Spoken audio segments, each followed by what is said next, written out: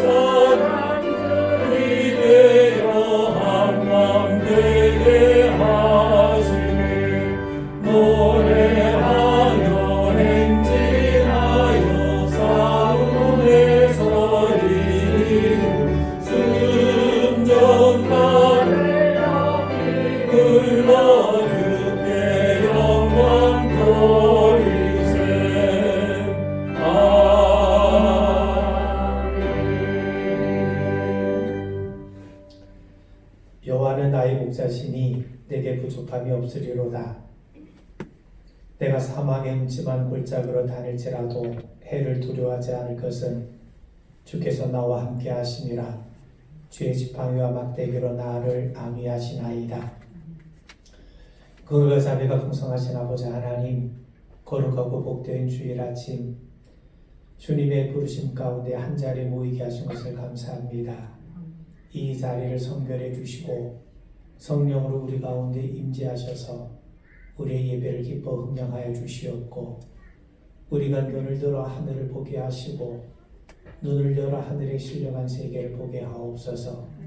오늘도 주님의 권능의 손으로 우리와 함께 하시고 우리를 안위해 주심을 믿나이다. 오늘도 예배하는 가운데 신령한 은혜를 맛보게 하옵소서. 모든 말씀 우리 주 예수 그리스도로 받들어 간절히 기원하옵나이다. 아멘.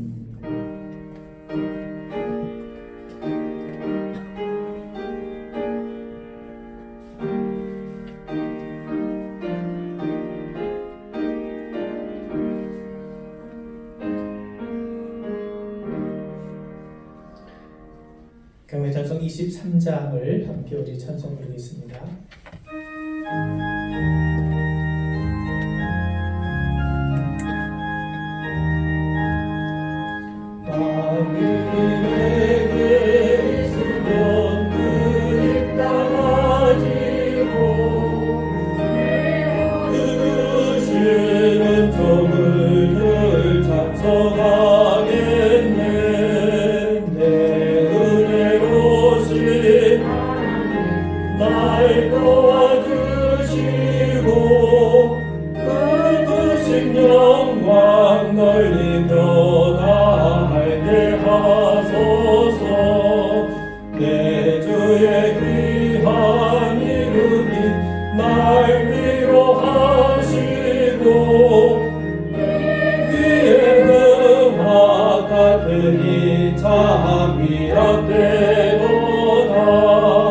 내 죄의 권세 깨뜨려 그들 바꾸시고 이 주한 마음을 비로소 고정케 하셨네.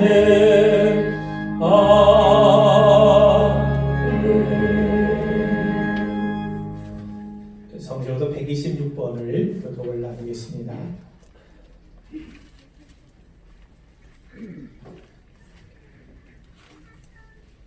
여호와여, 나의 영혼이 주를 우러러보나이다. 나의 하나님, 내가 주께 의뢰하오니 나를 부끄럽게 하게 하시고 나의 원수들이 나를 이겨 개가를 부리지 못하게 하소서. 주를 바라는 자들은 수치를 당하지 아니하려니와 까닭없이 속이는 자들은 수치를 당하리이다. 여호와의 주의 도를 내게 보이시고 주의 길을 내게 가르치소서. 주의 진리로 나를 지도하시고 교훈하소서. 주는 내 구원의 하나님이시니 내가 종일 주를 기다리나이다. 여호와의 주의 긍휼하심과 인자하심이 영원부터 있었사오니 주여 이것들을 기억하옵소서. 여호와의 내 젊은 시절의 주여 허물을 기억하지 마시고 주의 인자하심을 따라 주께서 나를 기억하시되 주의 선하심으로 하옵소서. 여호와는 선하시고 정직하시니 그러므로 그의 도로 죄인들을 교훈하시리로다. 온유한 자를 정의로 지도하시며 온유한 자에게 그의 도를 가르치시리로다. 여호와의 모든 길은 그의 언약과 증거를 지키는 자에게 인자가 지리로다. 아멘. 우리 다 같이 신앙을 고백합니다. 전능하사 천지를 만드신 하나님 아버지를 내가 믿사오며 그 외아들 우리 주 예수 그리스도를 믿사오니 이는 성령으로 잉태하사 동정 마리아에게 하시고 본디오 빌라도에게 고난을 받으사 십자가에 못 박혀 죽으시고 장사한 뒤 사흘 만에 죽은 자 가운데서 다시 살아나시며 하늘로 올라가신 하나님을 앉으시다가 저리로서 산자와 죽은 자를 심판하러 오시리라. 성령을 믿사오며 거룩한 성령과 성도와 설교하는 것과 죄를 사하시는 것과 몸이 다시 사는 것과 영원히 살 것을 믿사옵나이다. 아멘.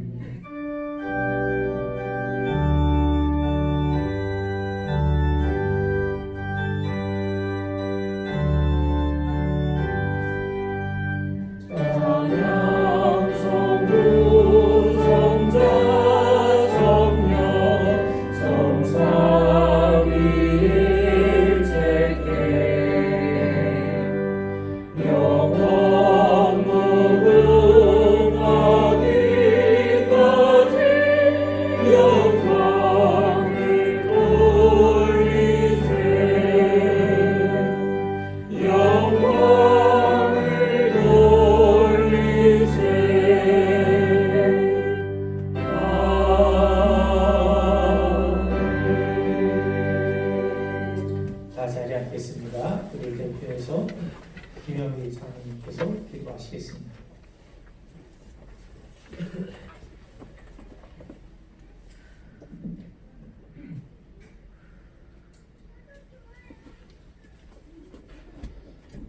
살아계셔서 역사하시는 하나님, 오늘도 귀한 성을 우리에게 허락하시어 어려운 상황 속에서도 저희가 한마음으로 모여 예배하게 하심을 감사드립니다. 주님, 코로나19 바이러스로 고통받는 이 나라와 이 민족, 온 세상을 긍휼히 여겨 주시옵소서. 현재 코로나 바이러스로 인해 온 세상이 공포로 휩싸여 있습니다.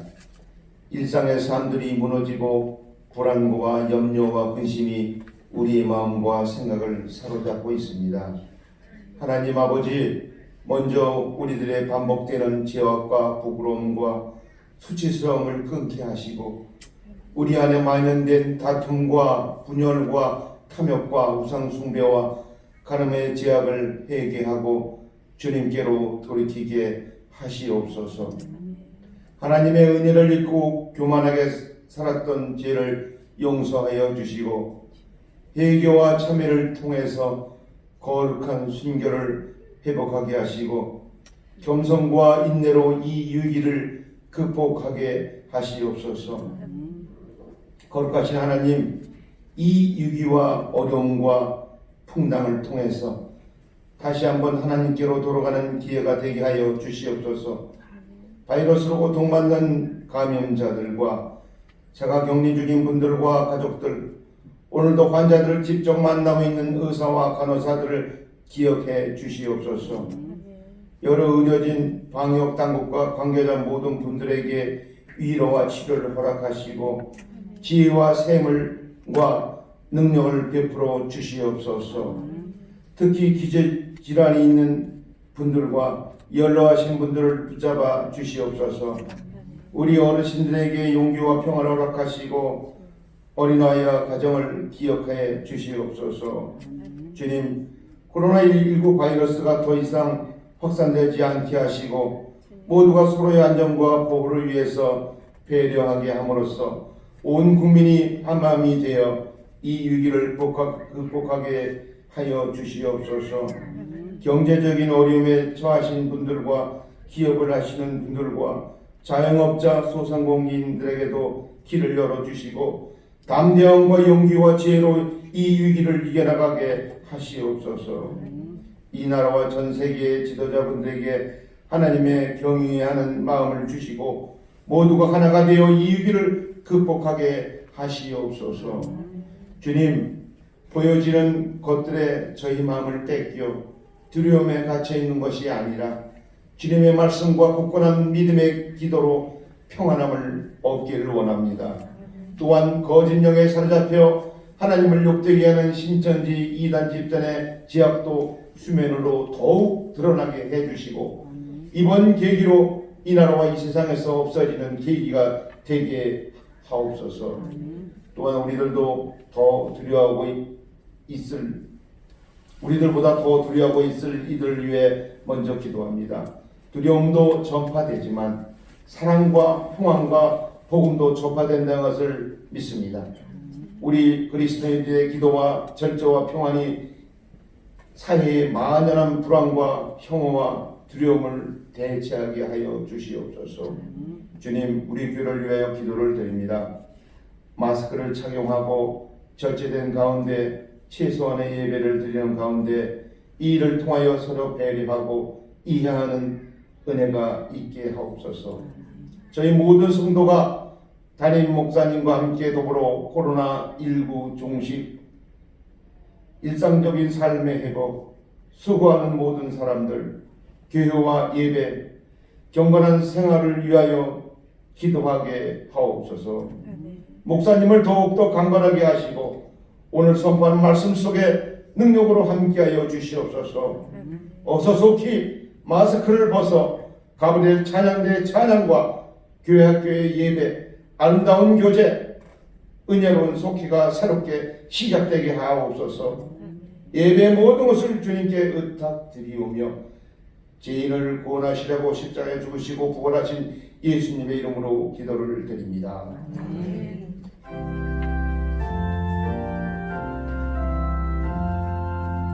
하늘에 계신 우리 아버지, 이름이 거룩히 여김을 받으시오며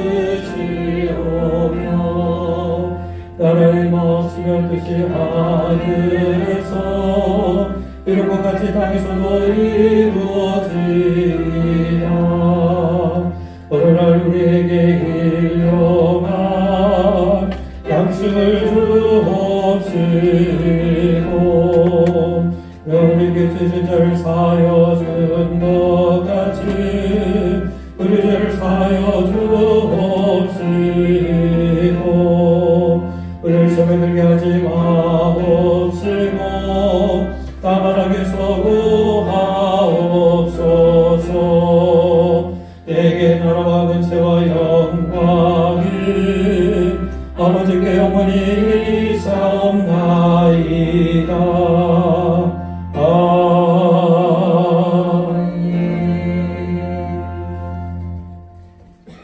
성경 말씀은 요한계시록 2장 8절부터 11절까지 말씀을 제가 여러분들에게 공독하겠습니다. 서머나 교회의 사자에게 편지하라. 처음이며 마지막이요 죽었다가 살아나신 이가 이르시되 내가 네 환난과 궁핍을 알거니와 실상은 네가 고요한 자니라.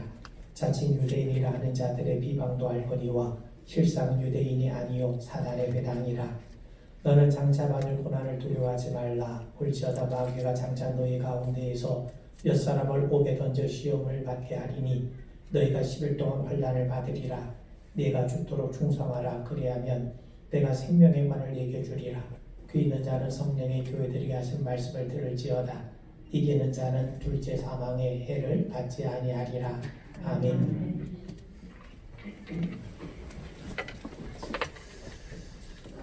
네, 할렐루야. 소아시아 7교회 가운데 서머나 교회는 작은 교회요 환난과 궁핍을 겪는 가난한 교회였습니다.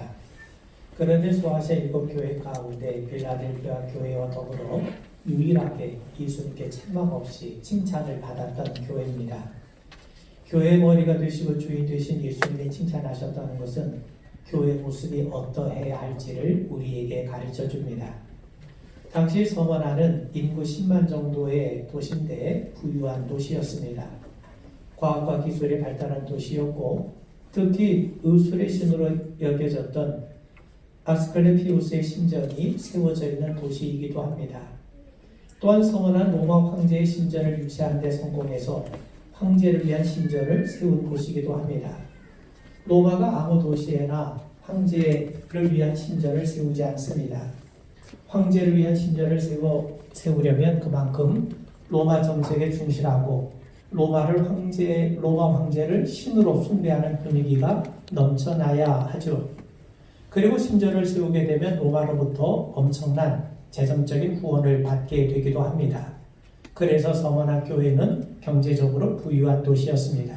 그런데 로마 황제를 위한 신전이 세워졌다는 말은 그만큼 교회와 그리스도인들이 핍박을 받게 되었다는 의미가 되기도 합니다.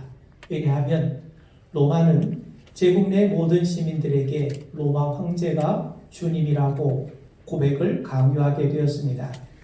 그런데 교회와 그리스도인들은 오직 예수님만이 주님이시고 또 그리스도가 되심을 고백하는 사람들 아닙니까? 예수님이 빌립보 가이사랴에서 제자들에게 물으세요. 너희는 나를 누구라 하느냐? 그러자 베드로가 주는 그리스도시요 살아계신 하나님의 아들이라고 고백을 합니다. 빌립보 가이사랴라고 하는 이 지역은 헤롯 빌립이 로마 황제를 기념해서 로마의 양식으로 재건한 도시입니다. 로마의 분위기가 물씬 풍기는 현장에서 베드로는 세상은 로마 황제가 주님이라고 고백하지만 내게는 예수님만이 주님이시요 그리스도이시요 살아계신 하나님의 아들이라고 고백을 했던 겁니다. 예수님은 그의 고백을 기쁘게 받으셨어요. 왜냐하면 그의 고백은 하나님께서 친히 알려주신 고백이기 때문입니다. 그래서 예수님은 그 고백 위에 주님의 교회를 세우시겠다고 말씀하셨습니다. 그러므로 교회는 예수님만이 주님이시요 그리스도가 되시며 또 예수님만이 곧 성자 하나님이심을 믿는 그런 성도들의 모임입니다. 그래서 초대교회 성도들은 로마 황제 숭배를 거부할 수밖에 없었던 겁니다. 여러분, 서머나는 로마 황제를 위한 신전을 세울 만큼 황제 숭배에 물든 도시였습니다. 또 로마는 황제에게 충성을 맹세한 서머나에 아낌없는 지원과 혜택을 주기도 했습니다. 반면 황제 숭배를 거부한 그리스도인들에게는 갖가지 제약과 더불어 핍박을 가하게 되었죠. 특히 경제적인 핍박이 심했는데 그리스도인들을 상인조합에서 추방함으로써 경제활동을 봉쇄를 시켰습니다. 그래서 그리스도인들은 가난에 허덕여야 했던 것이죠. 뿐만 아니라 특히 이 서머나 지역에는 유대인들이 많이 거주했습니다. AD 70년경 로마가 예루살렘을 함락시킬 때 많은 유대 사람들이 서머나로 이주했기 때문이죠. 그런데 이 유대인 사람들 역시 그리스도인들을 핍박하는 일에 가세를 했습니다. 그러므로 서머나 교회 성도들은 황제 숭배를 강요하는 세력들과 더불어 하나님의 백성이라고 자처하는 유대 사람들에 의해서 이중적으로 핍박과 고난을 받고 있는 그러한 실정이었습니다. 그런데도 이 서머나 교회는 주님의 칭찬을 받을 정도로 아주 신앙을 잘 지켜온 교회였습니다. 그렇다면 이 서머나 교회를 통해서 주님은 오늘 우리에게 무엇을 말씀하시는가? 저는 세 가지를 여러분들과 함께 살펴보고자 합니다. 오늘 8절 말씀해 보시면 서머나 교회 사자에게 편지하라. 처음이며 마지막이요 죽었다가 살아나신 이가 이르시되. 서머나 교회 말씀하신 예수님은 자신을 처음이요 마지막 죽었다가 살아나신 이로 소개를 하고 있습니다. 여러분, 예수님은 처음이며 마지막이십니다. 여러분, 이 말은 예수님의 곧 성자 하나님이심을 우리에게 의미합니다. 여러분, 처음이요 마지막이라고 하는 표현은 구약에서 전능하신 여호와 하나님을 지칭하는 표현이었습니다. 이사야 44장 6절에 보면 이스라엘의 왕인 여호와 이스라엘의 구원자인 만군의 여호와가 이같이 말하노라. 나는 처음이요 나는 마지막이라. 여러분, 하나님은 처음에 천지를 창조하시지 않았습니까? 그리고 마지막에는 구원을 완성하시고 새하늘과 새 땅을 창조하실 겁니다. 그러므로 처음이요 마지막이라고 하는 이 말은 하나님만이 창조주가 되시고 모든 역사의 주관자가 되시고 또 우주에 대한 주권을 하나님이 갖고 계시다는 것을 우리에게 분명하게 말씀해 주죠. 여러분, 요한계시록 1장 8절에서 주 하나님이 이르시되 나는 알파와 오메가라, 이제도 있고 전에도 있었고 장차 올 자요 전능한 자라 하시더라. 여기 보면 하나님이 처음과 마지막이 되시고 알파와 오메가가 되신다고 말씀합니다. 여러분, 헬라어 알파벳의 첫 자가 알파고 마지막 자가 오메가입니다. 영어로 말하면 A부터 Z를 말하죠. 하나님이 알파와 오메가가 되십니다. 시작하신 분도 하나님이시지만 완성하실 분도 하나님이시란 말이에요. 근데 여러분 생각해 보세요. 우리가 사용하는 모든 글자는요, 다 알파와 오메가 안에 있습니다. 처음과 마지막 안에 모든 삶의 과정이라는 것이 다 들어있게 마련이죠. 알파와 오메가로 만들지 못할 말이 없습니다. 결국 이 말은 우주뿐만 아니라 인간의 모든 역사와 삶은 전적으로 하나님의 주권하에 있다는 것을 우리에게 말씀합니다. 그런데 하나님을 지칭하던 표현이 예수님께 그대로 사용이 됩니다. 예수님이 처음과 마지막이 되시고 알파와 오메가가 되세요. 결국 예수님이 곧 성작 하나님이시란 말씀이죠. 그러므로 여러분, 사도 요한은 환난과 궁핍을 겪고 있는 서머나 교회 성도들에게 예수님, 우리가 믿는 예수님이 바로 하나님과 동등한 주권과 권능을 갖고 계시고 하나님과 동등한 위엄을 갖고 계심을 말씀하고 있는 겁니다. 예수님만이 모든 만물의 주권을 갖고 계신 진정한 만왕의 왕이 되신다고 분명하게 선포하고 있는 것이죠. 당시 서머나 교회를 비롯해서 초대교회 성도들은 핍박을 받고 있었어요. 로마의 세력이 너무나도 강해 보입니다. 그들 앞에선 자신들의 믿음은 그야말로 초라하게 보여요. 또 주님은 역사와 삶에 아무 간섭도 하지 않는 것처럼 느껴집니다. 바로 그런 때 하나님은 사도 요한을 통해 말씀하시는 겁니다. 세상을 두려워하지 말라. 지금 너희가 고난을 당하고 있지만 이 고난도 하나님의 주권 아래 있는 것이다. 로마 황제가 아무리 강해 보여도 진짜 왕은 예수 그리스도가 되신다. 그분만이 진정한 왕이시고 그분만이 진정으로 승리하신다는 것을 우리에게 말씀해 주는 겁니다. 그래서 그 메시지를 들었던 초대교회 성도들은 큰 믿음과 용기를 얻게 되었던 것이죠. 뿐만 아닙니다. 예수님은 자신이 죽었다가 살아나신 이로 분명하게 말씀하세요. 예수님은 십자가에 죽으셨지만 살아나신 분입니다. 예수님이 부활하셨다는 말이죠. 예수님은 죽은 자들 가운데에서 먼저 나신 분입니다. 바울은 고린도전서 15장 20절에서 그리스도께서 죽은 자 가운데서 다시 살아나사 잠자는 자들의 첫 열매가 되셨다고 말씀하죠. 예수님이 부활의 첫 열매가 되었다는 겁니다. 여러분, 이 말은 부활의 순서를 말해요.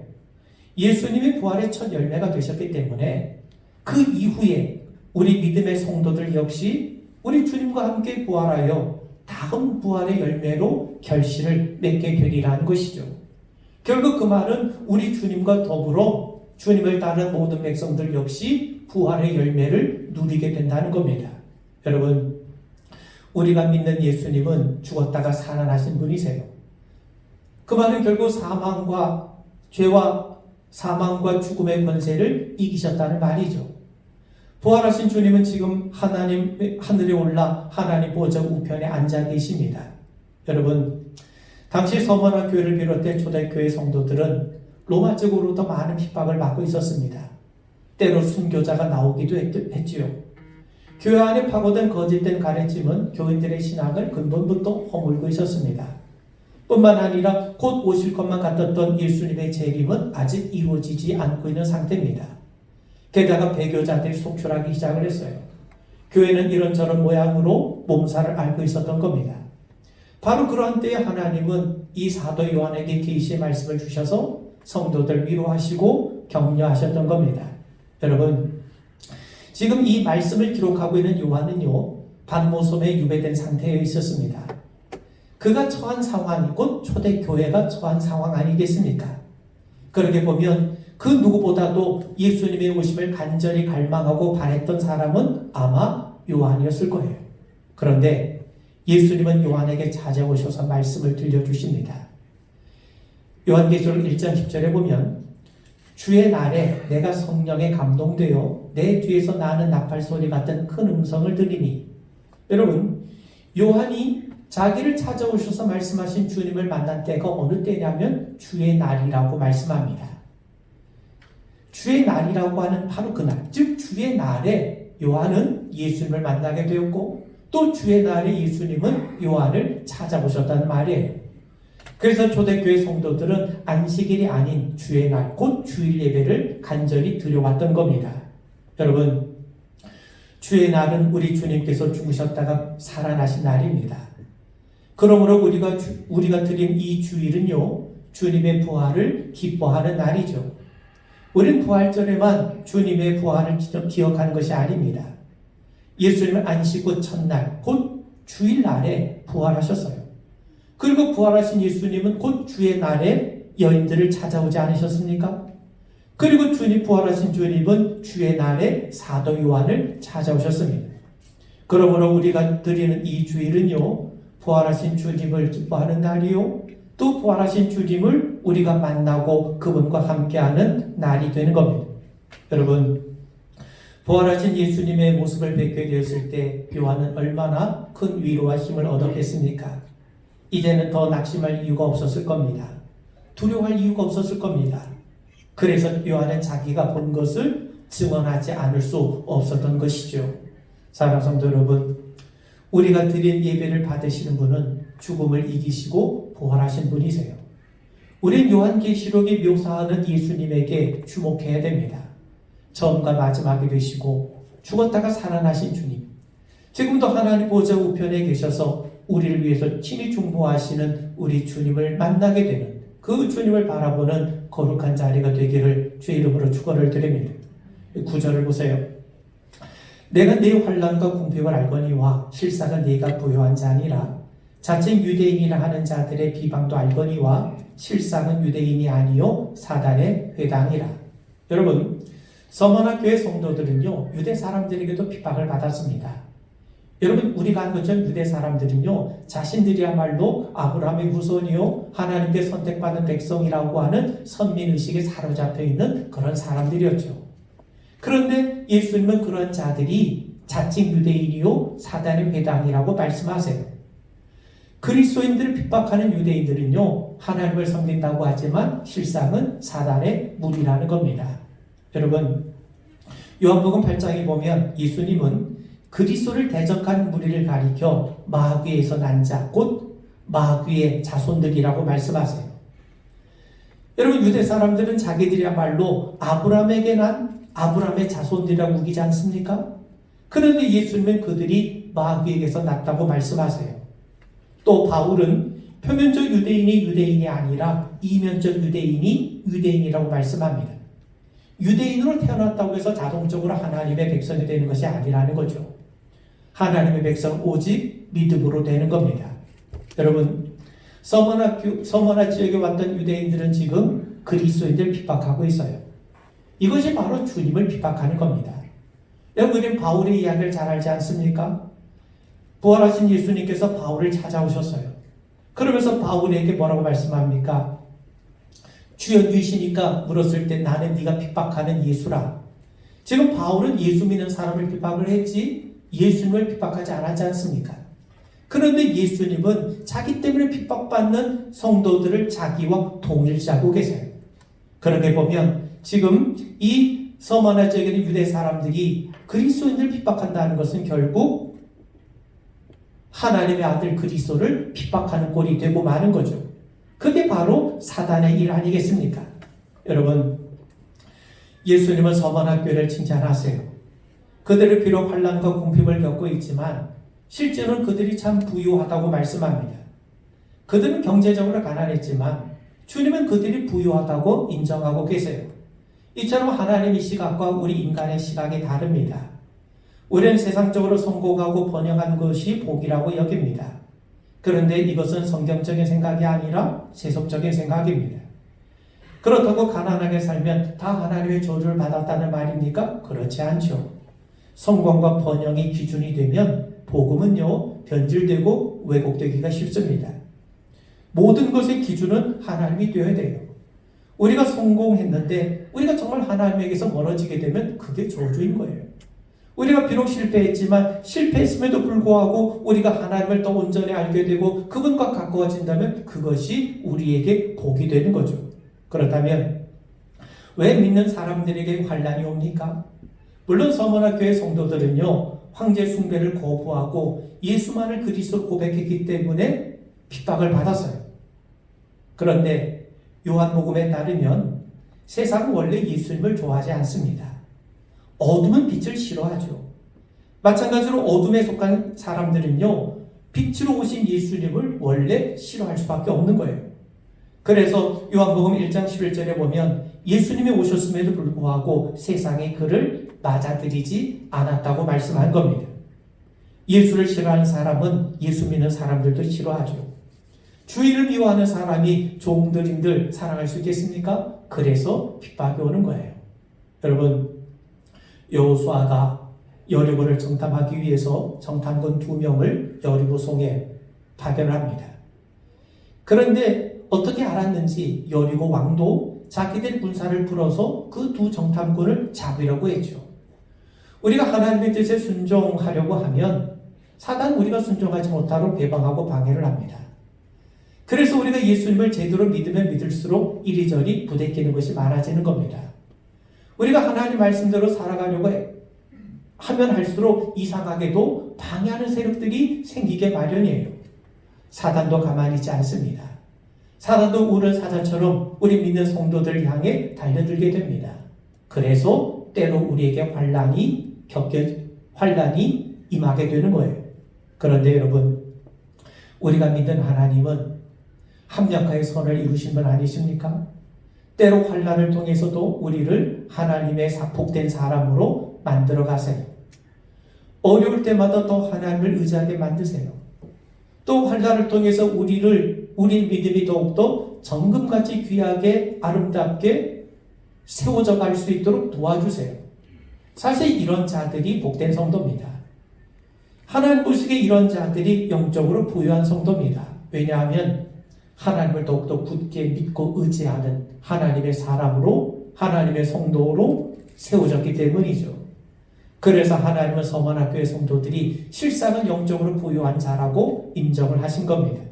여러분, 9절에 보시면 내가 네 환난과 궁핍을 알거니와, 예수님은 서머나교회 성도들이 지금 믿음 때문에 당하는 환난과 궁핍을 알고 계신다고 말씀하세요. 그들은 예수 믿는다는 이유 때문에 핍박을 당하고 있고 경제적인 불이익을 당하고 있습니다. 그래서 가난할 수밖에 없죠. 그런데 예수는 그들의 사정과 형편을 아신다고 말씀합니다. 여러분, 이것이 우리에게 위로가 되는 겁니다. 야곱이 외삼촌 라반의 집에서 20년간 얹혀 사는 동안에 라반은 아주 교묘하게 야곱을 착취하지 않았습니까? 품삯을 10번이나 바꿨어요. 그런데 하나님은 라반이 야곱에 행한 모든 일을 알고 계시다고 말씀하여 야곱이 당한 억울함을 주님이 아신 것이죠. 그것이 위로가 됩니다. 그래서 하나님은 오히려 이 라반보다 야곱을 더 복되게 하지 않으셨습니까? 여러분, 예수님의 찬상수원에서 분명히 말씀하시죠. 우리가 예수님 때문에 당하는 핍박, 환난 오히려 기뻐하라고 하세요. 왜냐하면 천국에서 상이 심히 크다고 말씀하십니다. 여러분, 세상은 우리의 실상을 모르지만 그래서 때로 약속할 때가 있죠. 그런데 주님은 우리를 알고 계세요. 주님이 우리를 알고 계시니까, 그러니까 우리에게 위로가 되는 겁니다. 여러분, 10절 말씀을 보시면 너는 장차 받을 고난을 두려워하지 말라. 볼지어다 마귀가 장차 너희 가운데에서 몇 사람을 옥에 던져 시험을 받게 하리니 너희가 10일 동안 환난을 받으리라. 예수님은 장차 받을 고난에 대해서 말씀하세요. 환난이 계속될 겁니다. 그 중에 몇몇 사람은 감옥에 갇히게 될 것이라고 말씀합니다. 그런데 그런 성도들에게 주님은 죽도록 충성하라고 말씀하세요. 그들이 당하는 고난은 예수님 때문에 당하는 고난이에요. 어쩌면 죽을지도 모릅니다.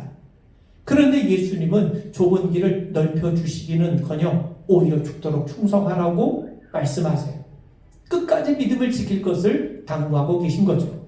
여러분, 우리가 고난을 받을 때, 뜻하지 않은 환란이 우리에게 찾아올 때 우리는 반드시 두 가지를 생각하셔야 됩니다. 여기 보면 시험을 받게 하리니, 시험을 받게 하리라 말씀이 나오죠. 이 말은 뭐냐? 성도들이 시험을 받는 것도 하나님이 허락하셔야 되어지는 겁니다.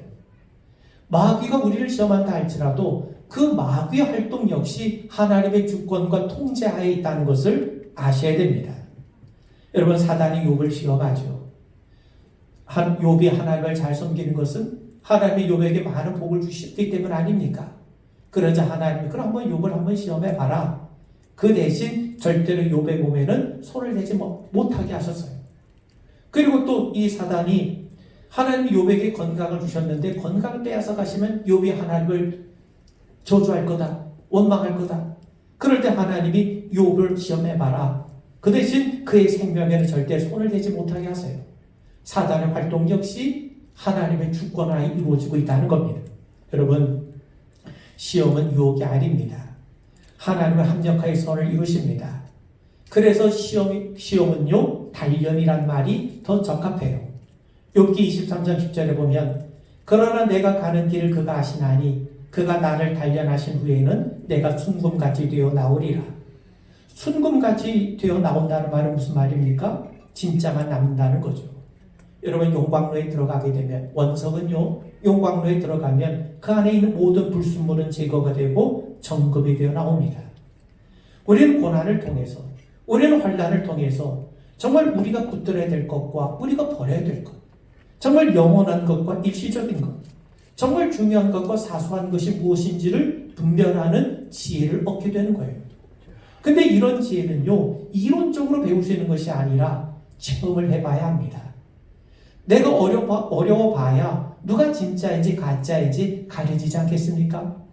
그럴 때 비로소 우리는 땅의 소망이 별거 아닌 거구나, 하늘의 소망을 가져야 되겠구나, 그런 믿음을 갖게 되는 거죠. 그리고 또 한 가지는요, 예수님은 이미 환난 중에는 성도들에게 아직 10일 동안 받을 환난이 있다고 말씀하세요. 10일 동안 받을 환난이 있다는 겁니다. 여기서 10일이라고 하는 말은 은유적인 표현인데 고난이 제한되어 있다. 고난은 한시적이다는 말입니다. 여러분, 10이라고 하는 숫자는 완전수입니다.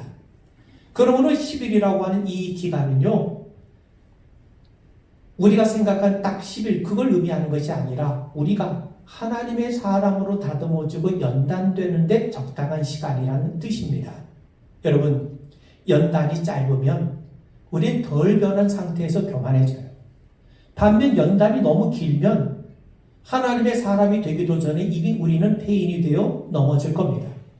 그러므로 하나님이 우리에게 때로 시험을 주실 때가 있고 때로 환난을 주실 때가 있고 때로 우리에게 고난이 찾아올 때 있지만 이 모든 것이 가장 적당한 시간으로, 즉 이 모든 것조차 하나님의 주권하에 있음을 우리 분명하게 믿으셔야 됩니다. 하나님이 피할 길을 주실 겁니다. 하나님이 감당할 만한 능력을 주실 겁니다. 그 결과 우리는요, 참 정금처럼 순금처럼 귀한 믿음의 사람으로 세워지는 영광을 누리게 될 겁니다. 마지막으로 10절에 보시면 네가 죽도록 충성하라. 그러면 내가 생명의 관을 네게 주리라. 예수님은 서머나 교회 성도들에게 죽도록 충성하면 생명의 멸관을 주시겠다고 약속하세요. 여러분, 충성하라는 말은요, 열심을 내라 그런 의미가 아니라 신실하라는 말입니다. 핍박받는 상황에서 예수님에 대해서 한결같이 신실할 것을 당부하신 것이죠. 그런 의미에서 이 충성이라고 하는 것은 어떤 행함이라기보다는 존재와 관련된 표현입니다. 충성이라고 하는 말이 요한계시록에 8번 나오는데 핍박받는 성도들이 하나님 앞에 가져야 될 특성이 어떤 것인가 하는 것을 나타내죠. 여러분, 충성을 피스토스라고 하는데 내가 충성스럽다는 말은요, 내가 누군가에게 믿을 만한 사람, 누군가에게 신뢰할 만한 사람이 된다는 의미입니다. 여러분, 신하가 왕에게 충성한다는 말은요, 왕이 볼 때 신하가 정말 충성스러운 사람이구나, 정말 인정할 정말 믿을 만한 사람이구나, 신뢰할 만한 신하구나, 그렇게 인정해 주는 것, 그렇게 인정받는 사람이 되는 것, 그게 바로 충성스럽다는 말의 뜻입니다. 그런 의미에서 여러분, 충성스럽다는 말은요, 한마디로 믿을 만한 사람이 되라는 겁니다. 여러분, 우리가 아침, 저녁, 점심이 다른 사람 믿을 수 있습니까? 믿을 수 없죠. 한결같은 사람을 믿을 수가 있는 거죠. 그러니까 주님 앞에 충성하라는 말은요, 예수님이 믿을 만한 사람이 되라. 예수님이 인정할 만한 사람이 되라. 그건 다른 말로 표현한다면 예수 믿는 믿음을 한결같이 변치 않고 간직하고 지키라는 말입니다. 미국 옐로스톤 국립공원은 간헐 온천이 많기로 유명합니다. 그 중에 올드 페이스풀이라는 그 온천이 있는데 이 온천은 다른 온천과는 달리 규모가 굉장히 크다고 그래요. 또한 다른 온천의 활동을 멈추거나 불규칙적으로 물을 뿜어내는 대신에 이 온천은 오랫동안 변함없이 규칙적으로 뜨거운 물을 뿜어내고 있다고 합니다. 1870년 발견된 이후 100년이 넘도록 다른 온천과는 달리 옛날 모습 그대로 간직하고 있다는 겁니다. 오랫동안 변함없이 한결같이 뜨거운 물을 내뿜는 모습, 이게 바로 충성의 모습이죠. 여러분, 예수님은 죽도록 충성하면 생명의 면류관을 우리에게 주시겠다고 약속하십니다. 그러면 생명의 면류관이 왜 중요한가요? 주님 분명히 말씀하세요. 둘째 사망이 있기 때문이라는 거예요. 성경은 두 개의 사망을 우리에게 말씀해요. 첫째 사망은 우리가 아는 것처럼 우리 육신의 죽음이에요. 그런데 반면 둘째 사망은요, 육신의 죽음이 아니라 최후 심판이 끝난 다음에 영원한 지옥에서 영원한 형벌을 받게 되는 것, 이것을 성경은 둘째 사망이라고 말씀을 합니다. 하나님이 크고 흰 보좌 위에 앉아 계세요. 바울은 이 보좌를 하나님의 심판대라고 우리에게 가르쳐 줍니다. 그리고 마지막 날에는 예수님의 심판대에 나서실 겁니다. 성부 하나님께서 성자 예수님께 모든 심판의 권한을 맡기셨기 때문이죠. 이 심판에서 이외되는 사람은 하나도 없습니다. 모든 사람들이 다 심판을 받을 겁니다. 그런데 핵심은 죽은 자들이 살아난다는 거예요. 선한 일을 행한 사람은 생명의 부활로 살아나고, 악한 일을 행한 사람은 심판의 부활로 나오게 될 거라고 말씀합니다. 바울도 의인과 악인의 부활을 말하는데, 의인은 하나님을 믿는 사람이요, 악인은 하나님을 거부하는 사람이에요. 근데 이들이 심판을 받기 위해서 다시금 살아납니다. 그런데 어떤 사람은 다시 살아나는데 생명의 부활을 누리게 되고, 어떤 사람은 심판을 받기 위해서 부활하게 된다는 거예요. 그들은 양과 염소처럼 구분이 되어서 의로운 사람은 영생에 들어가고 악한 사람은 영벌에 처해질 것을 우리 주님은 분명히 말씀합니다. 그래서 성원학교의 성도들은 바로 이 예수님의 말씀처럼 몸은 죽여도 영혼을 죽이지 못하는 자들이 아니라 오직 몸과 영혼을 능히 지옥에 멸하실 수 있는 분, 곧 우리 주님을 경외하고 그분만을 두려워하고 그분만을 믿고 의지하는 그런 믿음의 실천적인 삶을 살아왔던 겁니다. 여러분, 요한계시록은 AD 90년경에 쓰여졌는데 그로부터 한 60년이 지난 156년 2월 22일 당시 서머나교회 감독이었던 이 폴리캅이 황제 숭배를 거부했던 이유 때문에 화형에 처하게 됩니다. 그런 자신을 잡으러 온 이 관리들에게 예수 그리스도는 우리의 구주가 되십니다. 그분만이 주님이시니 그분을 믿어야 된다고 간곡히 당부를 해요. 그러다 서머나 총독은 딱 한 번만 로마 황제를 주님이라고 고백하면 그 다음부터는 고백하지 않아도 살려주겠다고. 그래 딱 한 번만 로마 황제를 주님이라고 부르면 살려주겠다고 제안을 합니다. 그러자 폴리갑이 단호하게 거절하죠.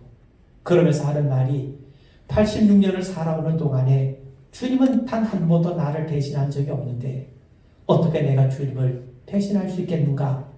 그는 끝내 화형에 처해짐으로 서머나교회 12번째 순교자가 되고 말았습니다.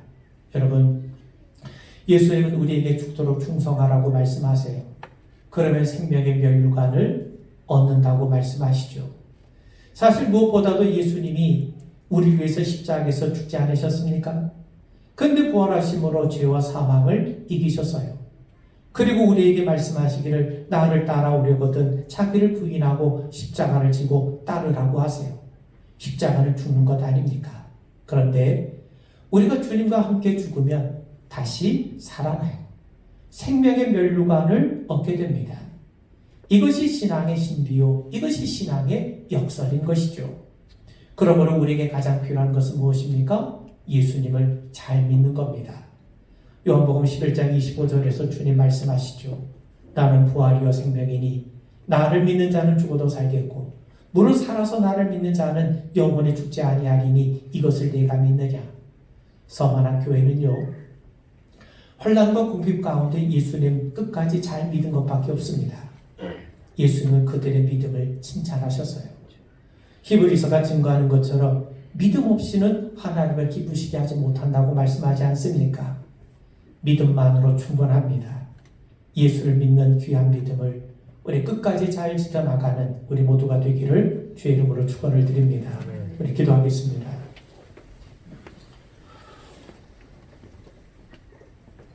늘 주님에 대한 믿음을 견고하게 아름답게 간직하게 하시옵고 주님이 한결같이 우리에게 신실하신 것처럼 우리도 한결같은 믿음으로 주님 앞에 나아가는 성도 되게 하옵소서. 언제나 저희들과 함께 하실 주님을 송축합니다. 예수님 이름 받들어 간절히 기도하옵나이다. 아멘. 찬송가 502장 부르시면서 우리 연금하시겠습니다.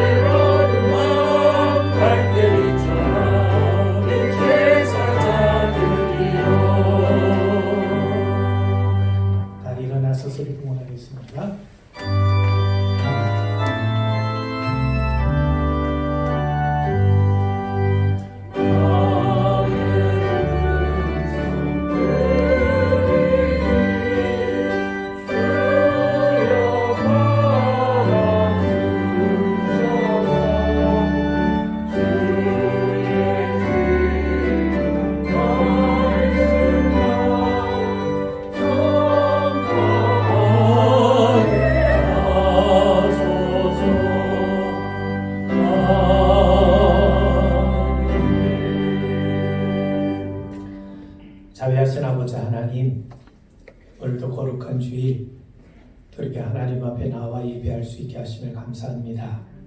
하나님 아버지, 이 자리가 성별된 자리가 되게 하시고 성별된 시간이 되게 하시었고 성별된 공동체 안에서 드려지는 이 예배를 통해 우리 주님의 영광을 받으시고 우리 가운데 임재해 주시는 거룩한 은혜를 맛보게 하옵소서. 하나님 아버지, 여러 가지로 두려운 현실이 오나 그러나 아버지 하나님, 우리 주님과 함께 능히 잘 이겨나갈 수 있도록 도와주시옵고 공중에 나는 새 한 마리도 하나님 허락하지 않으시면 떨어지는 법이 없는데 이 우주에서부터 인간의 보이지 않는 미세한 세계에 이르기까지 모든 주권이 주님께 있음을 우리 분명하게 믿게 하여 주옵시고 우리 믿는 성도들이 오히려 우리 여러 많은 이웃들을 잘 섬기며 배려하며 또 유익을 끼쳐나갈 수 있도록 희망을 불러일으키는 주의 복된 성도들 되게 하옵소서.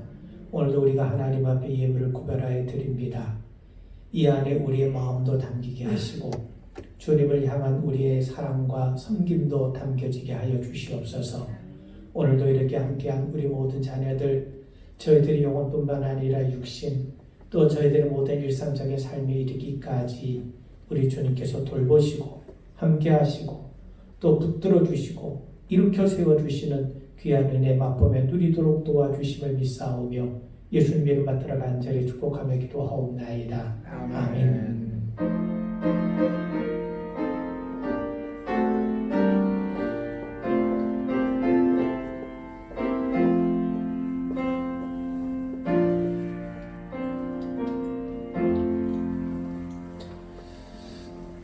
예, 교회 소식 말씀드립니다. 사순절입니다. 늘 주님 기억하시고 경건한 삶에 매진해 주시길 바라고 오후 예배와 수요 예배는 우리 따로 드리지 않습니다. 새벽 기도는요 여러분 기억하시고 정상적으로 우리가 드리고 있는데 우리 함께 또 모여서 기도하는 일에는 여러분들이 힘써 주시길 바랍니다. 유튜브 채널 오긴제일 감리교회를 치시면 우리 유튜브에서 교회 예배와 설교 영상을 여러분들이 보실 수가 있으니까 여러분께서 꼭 기억하시고 이용해 주시면 고맙겠습니다. 사회적으로 좀 여러 가지로 우리가 이 코로나 문제로 인해서 많은 분들이 점점 예민해져 가고 있는 이런 때입니다. 우리 믿음의 성도 이런 때일수록 더욱더 우리 믿는 자의 모습이 나타나고 드러나고 증거되지 않겠습니까? 여러분, 우리 신앙인이라고 해서 하나님이 함께 하신다고 해서 우리가 막무가내로 우격다짐으로 행동하는 것은 바람직하지 않습니다. 우리가 최선을 다해 예방을 하고 우리가 최선을 다해 또 배려하는 모습을 보이지만 그럼에도 우리는요 하나님이 계심을 믿기 때문에 더 소망을 갖고 또 힘있게 용기있게 담대하게 살아가는 여러분 되길 바랍니다. 우리 저번에 한번 공지한 것처럼 매일 우리가 3회 정도 아침, 점심, 저녁도 좋고요. 적어도 한 1분 정도라도 시간을 내셔서 이 코로나 사태가 빨리 종식이 되고 또 일상적인 삶과 평화의 모습이 회복이 되고 또 이 일 때문에 힘들어하는 사람들 또 이 일을 위해서 지쳐있는 여러 많은 이웃들이 평안을 얻고 안녕을 얻고 건강 회복할 수 있도록 또 특별히 우리가 사순절기 아닙니까? 우리 믿는 성도의 경건한 삶과 또 교회와 예배의 회복을 위해서 여러분께서 꼭 기도해 주시면 고맙겠습니다. 기도해야 될 때라고는 얘기를 하는데 정작 기도하지 않는 것이 또 우리들의 문제이기도 합니다. 여러분들 꼭 매일 아침에 눈을 뜨실 때도 좋고 저녁에 눈을 감으실 때도 좋고 또 잠시 점심때 차 한 잔을 눈앞에 놓으실 때도 좋고 한 1분 정도만이라도 이 5가지 기도의 제목을 갖고 같이 마음을 모아서 기도해 주는 여러분 되시길 바랍니다. 이럴 때일수록 우리가 하나님 앞에 더 엎드리고 또 하나님 앞에 간구하는 그래서 우리 믿음의 신앙을 더욱더 돈독하게 세워가는 기회가 되기를 바랍니다. 자, 이제 우리 다 자리에서 일어나셔서요. 우리 옆에 계신 분들하고 같이 인사하실 텐데요. 인사는요, 그냥 뭐 이렇게 주먹으로 서로 싸우는 것 같은 분이니까 손바닥 하나씩 딱 치세요. 그냥 엄지척 하시면서 주님이 함께 하십니다라고 인사 한번 나누세요. 주님 함께 하십니다. 네. 우리 헌신의 찬송을 부르겠습니다.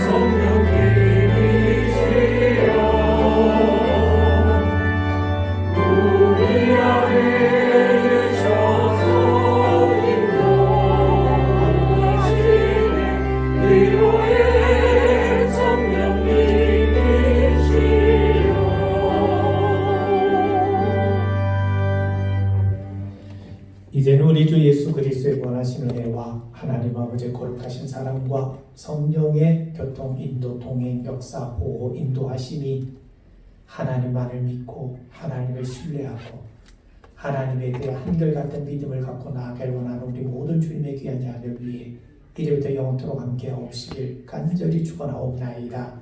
아멘.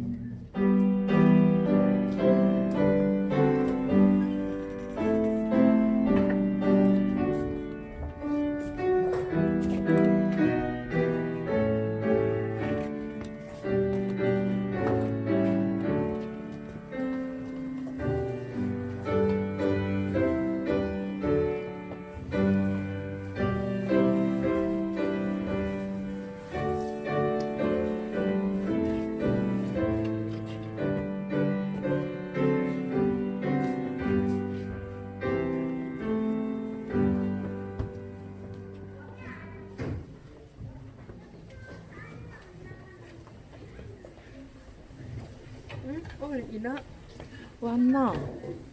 이나도 왔네. 뭐 이런 이거 어디? 자, 뭐 이렇게 아빠. 가수 어디 갔노?